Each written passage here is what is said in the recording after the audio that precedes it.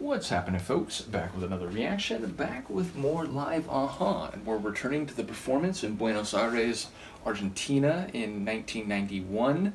And again, this is a bootleg recording, but I think it is of reasonable quality, and I did want to mention it's great to know that Stay on These Roads was in fact the final song in the concert. I don't know why it's shown, and not just shown, but numbered as second in the folder that I'm working from, but again, it's the kind of song that just leaves people with that incredibly impactful and emotional state of mind. So yes, it makes perfect sense that that was actually the last song in the concert. I should also mention, and thank you to Sophia who commented that The Living Daylights is not included in this recording, but it was part of the concert, so there's one fewer song here than was actually in the concert itself. In any case, the next tune, and I think the rest of them are in the proper order, is Cry Wolf. And also I did react a while back to The Sun Always Shines on TV, so when we get to that one we'll jump over it, obviously. But yes, Cry Wolf, again, I know it's not everyone's favorite song, but it is a fun tune, and you know, the chorus has its vocal appeal and seems to be, you know, a light bit of amusing vocalization, like specific to the phrase that's being referenced. So yes, let's give it a listen. This is a live performance of Cry Wolf from Aha's performance in Argentina in 1991.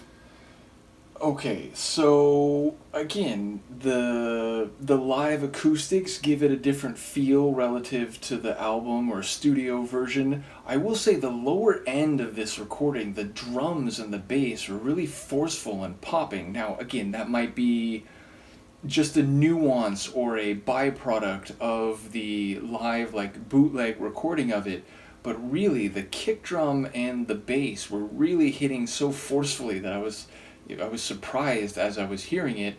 And the guitar, I mean, again, Morton's vocals are great. There's a couple moments where you can hear like there's a bit more intensity than on the studio recording, but more or less, he sounded like similar to the album version such that what really stood out to me was the guitar work. And in a live performance, it's not surprising to hear guitar that maybe hits a little harder or goes above and beyond what a studio version of a song does, but this really felt like more wicked and dissonant in some moments, especially like early on. It had a bit of a dissonant bent to some of the moments that I don't think is reflected in the original or studio version of the track.